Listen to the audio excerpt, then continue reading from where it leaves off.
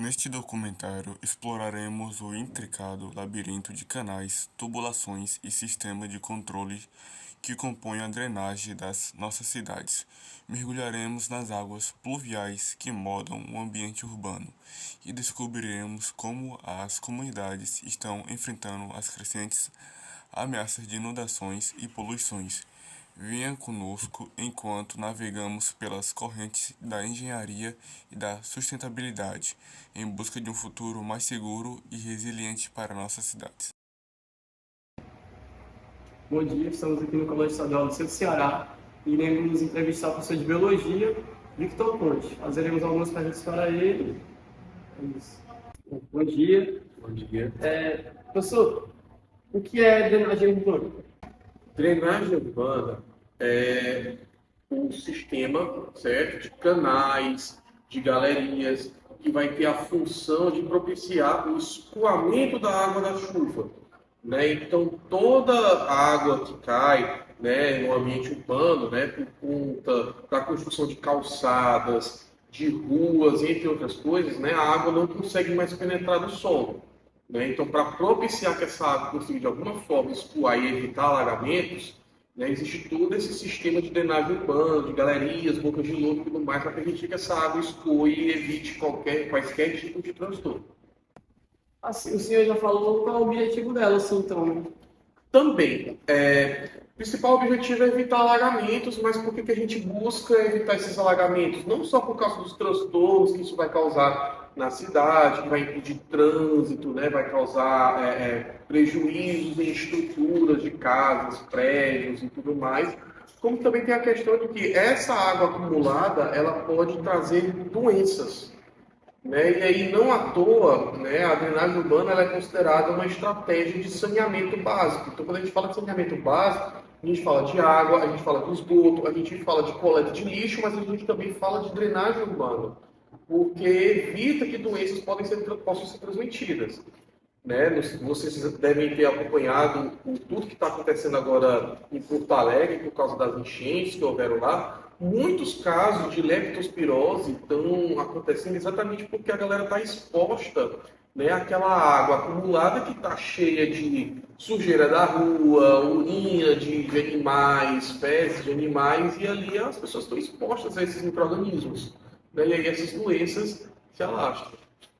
E como a falta da drenagem urbana afeta as pessoas no dia a dia, Bom, em geral? bom, como eu acabei de falar, a falta da drenagem urbana, né?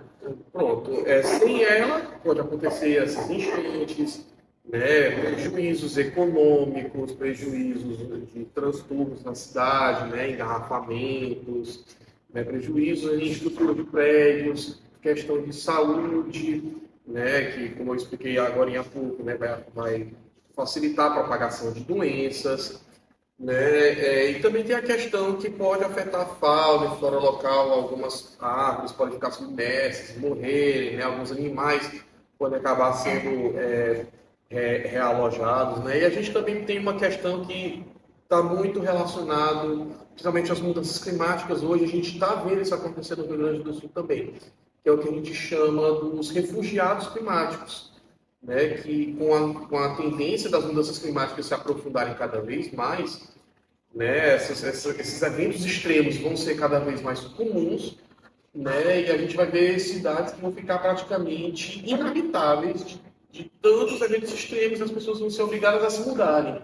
Né. A gente já está vendo pessoas que já estão se mudando de Porto Alegre, já estão se mudando do Rio Grande do Sul. Ontem mesmo eu vi uma reportagem falando de uma família que saiu do Rio Grande do Sul e se mudou para Florianópolis, porque não dava mais para ficar. Né? Então a gente também tem esse outro impacto, né, que essas enchentes, que essa falta de uma drenagem urbana adequada pode causar na vida das pessoas. A princípio, alagamentos. A gente está falando de um ambiente urbano, um ambiente que é totalmente descaracterizado do ambiente natural mesmo. Então, quando não há essa drenagem, a água ela fica empoçada, ela não tem para onde ir. Ou ela tem uma dificuldade muito grande de se absorver. A gente tem uma mancha urbana nessa superfície, você tem uma mancha urbana ocupada por residências, por prédios, por asfalto, por concreto. E isso é difícil a água absorver. É a diferença de um lugar que chove e o solo absorve essa água e outro que essa mesma água cai em cima de asfalto, em cima de casas. Então não tem naturalmente para onde essa água ir. Então ela fica empoçada até que ela tenha um curso natural, certo? Obviamente que no caso de Fortaleza, por exemplo, quando chove, nem todas as chuvas têm alagamento. Porque o poder de absorção ele é diminuído, mas ele não é 100%. Então, tem para onde a água ir. Só que só o fato de cair num ambiente urbano, essa água vai ter uma dificuldade de escoar. Então, em uma eventual chuva torrencial, uma chuva mais forte, uma chuva que, inclusive, tem alguns anos que já aconteceu aqui em Fortaleza de ter chuvas extremamente fortes e duradouras, essas águas acabam não tendo para onde ir e ficam empoçadas. Várias avenidas aqui em Fortaleza, como a José Bastos, Duque de Caxias, bairros próximos a rios também, eles ficam alagados porque não tem para onde a água ir. Professor, qual a importância da drenagem urbana? A drenagem urbana ela é muito importante numa cidade, onde você está falando em termos de urbano, você está se referindo a uma cidade. E toda cidade ela tem uma cobertura urbana que desconfigura o meio natural. Então você tem concreto, asfalto, casas, construções, e aquilo ele vai tirando todo o aspecto natural de drenagem que existe naquela superfície. A drenagem urbana ela é importante porque a água que dá das precipitações das chuvas, elas precisam ser escoadas, né? E o solo ele não está mais com o poder de absorção que ele tinha antes, naturalmente. Então tem que ser feita uma drenagem através de esgotos, através de córregos, de forma que quando a água da chuva cai, ela tem por onde correr. Se caso essa água não tem onde correr, ela não tem uma drenagem certa, ela fica empoçada. Então causa diversos tipos de problemas nesse ambiente urbano. Você poderia citar os tipos de drenagem urbana? Pode ser classificado pelo esgoto, né? A rede de esgoto que existe nas cidades. Dentro dessa rede de esgoto tem os bueiros, tem os córregos também. Tem todo um sistema que já é padronizado, ele é pensado de forma geral dentro da rede urbana para atender tanto as residências como o escoamento mesmo dentro das vias, né? Das avenidas, das ruas. Então você vai perceber numa cidade grande, por exemplo, os bueiros que eles servem para captar a água direto da chuva e que está conectado diretamente com a rede de esgoto também para poder ter uma finalidade dessa água ser captada. De modo geral é isso. Professor, você acredita que a situação do Rio Grande do Sul está relacionada a algum problema de drenagem urbana? Sim, em grande parte sim.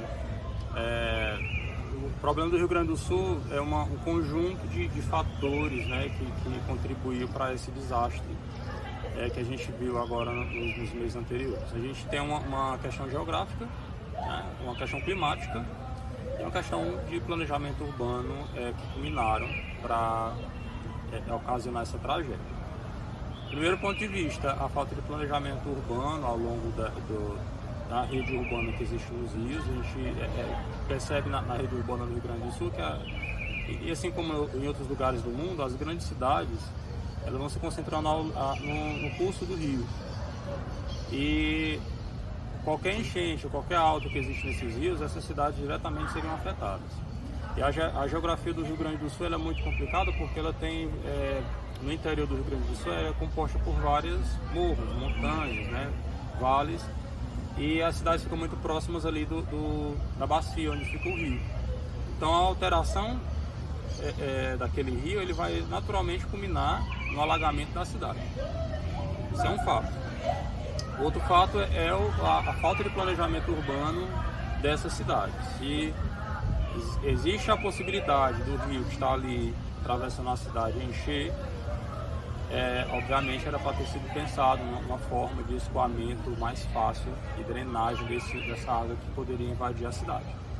E de certa forma isso não foi pensado, né? A única construção de fato que foi feita foi em Porto Alegre e há muito tempo atrás eles colocaram uma espécie de parede ali protegendo a cidade ao longo do rio, mas é bem baixo, não é uma proteção que de fato poderia proteger a cidade numa situação dessa. E acontece que essas chuvas torrenciais, fortes, por conta de um aquecimento global, por conta de uma produção muito exagerada de nuvens, um oceano quente, um encontro de massas de ar, tudo naquela região, propiciou chuvas muito fortes, um relevo que jogou toda essa umidade, toda essa água para os rios e, consequentemente, inundou as cidades próximas que não tinham a infraestrutura necessária. Além disso, a gente tem outro problema também geográfico, porque as águas que saem dessas bacias, elas não correm diretamente para o oceano, elas desaguam numa laguna.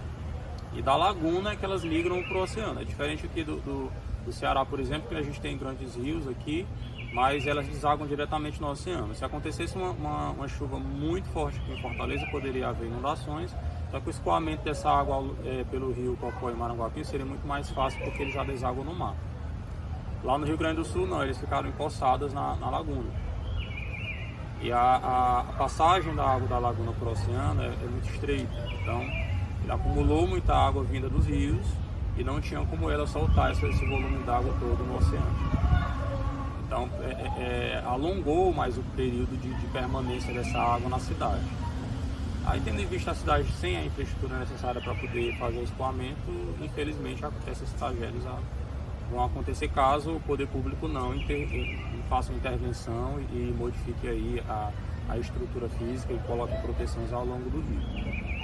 Você acredita que as complicações da drenagem urbana acontecem com mais frequência em comunidades mais pobres? Certamente. Primeiro, por quê? Porque eu acho que o planejamento urbano já é totalmente desigual, né? A gente vê só por circular na cidade. Normalmente, você já vê problemas relacionados a não só drenagem, mas a outros, né, aspectos de infraestrutura muito melhor cuidados em determinadas áreas, né? Áreas mais elitizadas. Eu costumo dizer que o espaço urbano ele é dividido desigualmente como é desigual a sociedade. Por exemplo, nas áreas mais carentes, a galera precisa de coisas muito básicas, de saúde, de educação, né? Então você reclama, por exemplo, se a creche estiver fechada, você reclama se um posto de saúde estiver com problema. A maioria das pessoas, inclusive, não possui, né, carros, não tem. Então, normalmente, as vias são muito mais complicadas, muito mal iluminadas. No caso dos bairros e regiões onde tem um sistema de drenagem, tem também uma iluminação melhor, tem todo. Por quê? Porque ali, aquelas pessoas, elas não usam o espaço público da mesma forma. Usam muito mais carros, se preocupam mais. Aí o que acontece? Os governos, normalmente municipal e estadual, eles direcionam um olhar principal de cuidado com a estrutura urbana nas áreas onde frequentam essas pessoas de maior poder aquisitivo. Essas pessoas não reclamam de posto em determinados bairros, elas reclamam se tiver um buraco, se tiver alagado, né? E com certeza há uma desigualdade com relação a investimento em infraestrutura, como, por exemplo, o sistema de drenagem. A gente vê muito, principalmente em casos, por exemplo, quando tem inverno, né? Nosso verão chuvoso. Né, a chuva vem, então todo o entupimento das galerias, o sistema com certeza é mais falho em regiões mais carentes, né, onde há mais alagamentos, onde inclusive as pessoas moram de forma mais precária, né, então há todo um impacto maior nas regiões.